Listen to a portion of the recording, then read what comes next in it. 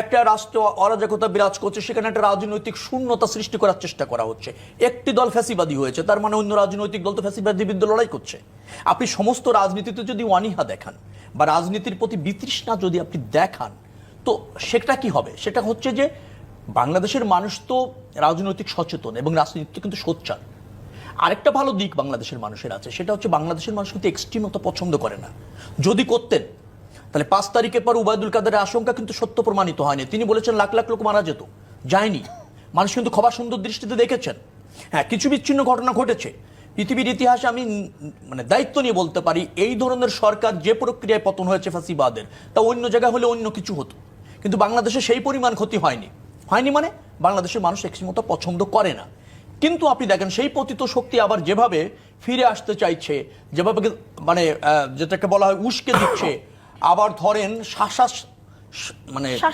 শাসাচ্ছে, তো তার বিরুদ্ধে এই যে ছাত্র জনতা, এই যে রাজনৈতিক দল, হাজার মানুষের জীবনের বিনিময়ে যে সম্ভাবনা তৈরি হয়েছে, তাতে যদি যারা এই আন্দোলনে নেতৃত্ব দিয়েছে, আন্দোলনে থেকেছে, তাদের জীবন যদি ঝুঁকিপূর্ণ হয়, তো সেক্ষেত্রে তো কিছু মানুষ প্রতিবাদ চাইবে, গুড়িয়ে দিতে চাইবে, তারই অংশ। এবং সেই তুলনায় আমি মনে করি যেটা এখনো পর্যন্ত নিয়ন্ত্রণের মধ্যে আছে।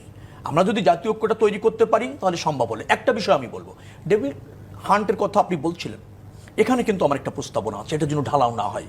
বাংলাদেশে এর আগে যতগুলি এই ক্লিন হার্ট বলেন, এই টাইপের অপারেশন হয়েছে, অনেক নিরীহ মানুষ, সাধারণ মানুষ প্রতিহিংসার শিকার হয়েছে, অনেক মামলাও হয়েছে এই 5 তারিখের পর, যারা সম্পৃক্ততা নয়, ব্যক্তিগত মানে আক্রোশের কারণে সে আসামি হয়ে গেছে।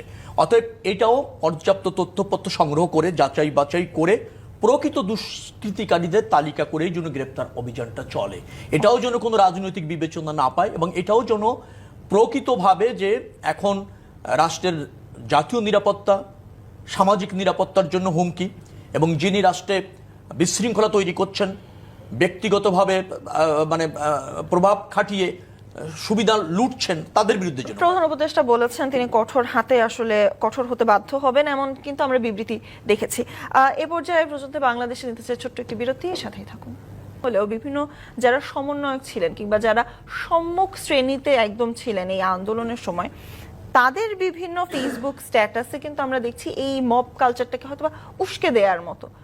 গতকালকের কথাই যদি বলি, গাজীপুরের কথা যদি বলি, গাজীপুরে যখন 10:30 11টা থেকে শুরু হলো হামলা এবং ধাওয়া পাল্টা ধাওয়ার ঘটনা, তারপর কিন্তু আমরা ভোর রাতে দেখেছি দুজন সমন্বয়ককে সেখানে যেতে, এবং তাদের ভাষাতেও কিন্তু কিছুটা এরকম মব কালচার বা কিছুটা উস্কে দেওয়ার মতোই শব্দ ছিল। সেক্ষেত্রে আসলে জানতে চাই, দেশ জুড়ে এই হামলা ভাঙচুর তারা উস্কে দিচ্ছে না আমরা উস্কে দিচ্ছি? উস্কে দিচ্ছেটাকে, উস্কানি তো আসছে কোনো না কোনো জায়গা থেকে। জি, ধন্যবাদ আপনাকে। আসলে দেখেন, উস্কানির ব্যাপারটা প্রধানত আসে হলো অভ্যুত্থানের যে পরাজিত শক্তি তাদের দিক থেকে, এবং সেটা আমি আগেই বলেছি। এখন যে কোনো অভ্যুত্থানের যারা অগ্রগামী বাহিনী, যারা তরুণ সমাজ, তাদের মধ্যে এক ধরনের স্বতঃস্ফূর্ত ক্ষোভ বিক্ষোভ থাকাই স্বাভাবিক। আমরা যারা স্বৈরাচারের বিরুদ্ধে লড়াই করেছি আমাদের মধ্যেও আছে, কিন্তু একটা আন্দোলনের অগ্রগামী বাহিনীর যেমন ক্ষোভ বিক্ষোভ থাকবে, আবার একই সঙ্গে তার মধ্যে থাকতে হবে দায়িত্ববোধ, ডিসিপ্লিন। এবং শুধুমাত্র ক্ষোভ থাকবে, ডিসিপ্লিন থাকবে না, তাহলে কিন্তু এটা কোনো কনস্ট্রাকটিভ জায়গায় যাবে না। যেমন ধরেন, আমি আমাদের এই তরুণ বন্ধুদের গৌরবজনক আরেকটি অধ্যায়ের কথা স্মরণ করতে চাই। সেটা হলো আমাদের দেশে নিরাপদ সড়ক আন্দোলনের সময় কথা ধরেন। এই নিরাপদ সড়ক আন্দোলনের সময় এই তরুণরা কোনো ড্রাইভারকে বা কোনো গাড়ির মালিককে কোনো চড় থাপ্পড় দেয়নি।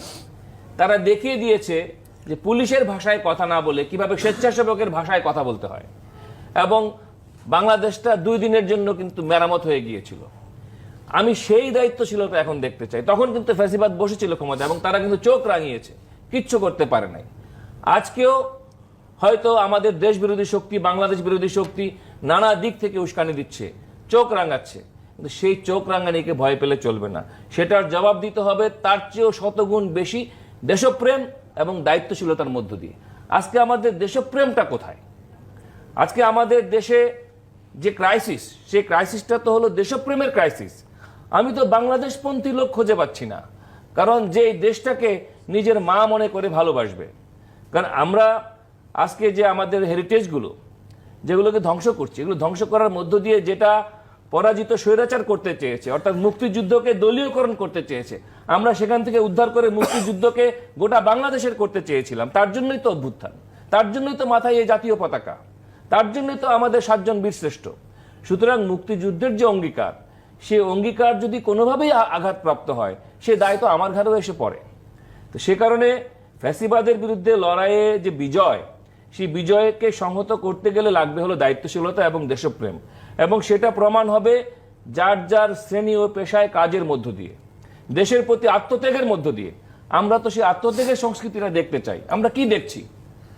ক্ষোভের বহিঃপ্রকাশ হয়েছে, আমরা স্বৈরাচার বিরুদ্ধে আন্দোলনের সময় আমরা স্বৈরাচারের বিরুদ্ধে আঘাত করেছি, ঢিল ছুঁড়ে মেরেছি, পুলিশের গাড়ি ভেঙে দিয়েছি। আবার একই সঙ্গে কখন শান্ত হতে হবে সেটাও আমরা বুঝেছি।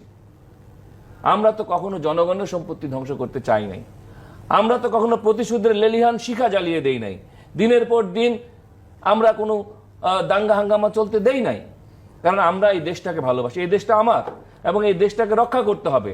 আমাদের দেশটাকে তুলে যদি বহির্বিশ্ব আঙ্গুল তুলে দেখায়, এই দেখো এটা হলো মবের মুল্লুক, তাহলে কি আমাদের ইজ্জত থাকে?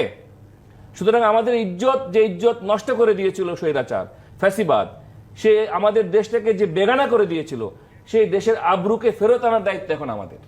এবং সেই জন্য আমি মনে করি রাজনৈতিক দলগুলো যারা আছেন, তারা কেউ এটাকে গ্রহণ করছে না, কেউ এটাকে বলছে না যে এটা অ্যাকসেপ্টেবল।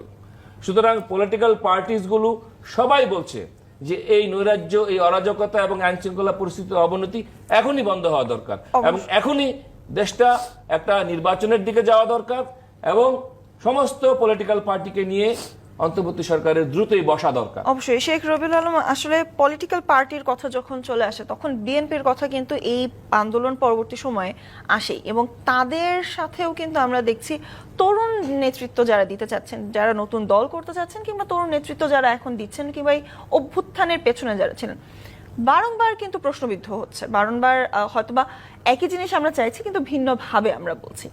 তারপরও আমরা বিএনপিকে দেখছি সংযমের কথা বারংবারই চলে আসে।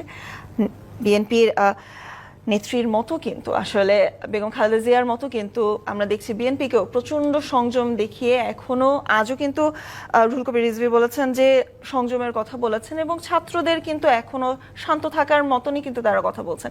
আবার একই ধাঁচে তারা কিন্তু সরকার নিয়েও বলছেন যে সরকারকে ক্রিটিসিজম করা হলেও সরকারের সাথেই আছেন তারা। এত সংযম দেখানোর পরও আসলে বিএনপির পক্ষ থেকে কি আসলে কোনো পদক্ষেপ নেওয়া সম্ভব না এই হামলা ভাঙচুর থেকে আসলে প্রতিহত করার জন্য? এই যে তরুণ যারা আছে, তরুণ প্রজন্ম, তাদের কি আসলে বোঝানো কি সম্ভব না, বা এই ধরনের উদ্যোগ কি আপনাদের পক্ষ থেকে আসতে পারে না? না, একটা বড় রাজনৈতিক, বাংলাদেশের সর্ববৃহৎ রাজনৈতিক দল বিএনপি। তো বিএনপি তো নিশ্চয়ই সরকারের সফলতা যেমন চাইছে, সহযোগিতা করছে সরকারকে। সরকারের রাষ্ট্র ব্যবস্থাপনায় সরকার আছে, তো সেই সরকারের যে ত্রুটিগুলি আছে আমরা বলছি তুমি এই জায়গাগুলিতে গুরুত্ব দাও।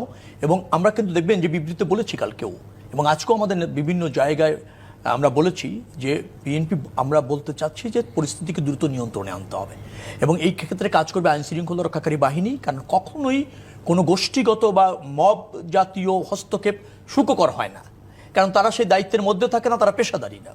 হ্যাঁ, এভাবে উপযোজক হয়েও কোনো জায়গায় নিয়ন্ত্রণ করতে গেলেও সেখানে বিচ্ছিন্ন ঘটনা ঘটে যায়, যার ফলে এটা বিএনপি সমর্থন করে না। আর চেয়েছে আইনি প্রক্রিয়া। ধরনের ফ্যাসিবাদের অবসান হয়েছে, যারা ফ্যাসিবাদ প্রতিষ্ঠিত করেছে, গণহত্যা করেছে, অর্থ সম্পদ লুট করেছে, পাচার করেছে, গুম করেছে, খুন করেছে, গণতন্ত্র হত্যা করেছে, অনির্বাচিতভাবে ক্ষমতায় থেকেছে, তাদের আইনি প্রক্রিয়া বিচার হতে হবে, এবং বিচার শেষ করার পর তাদের রাজনীতি থাকবে কি থাকবে না বিচারের উপর নির্ভর করবে। ফার্স্ট থেকে ট্রায়াল ফেস করতে হবে।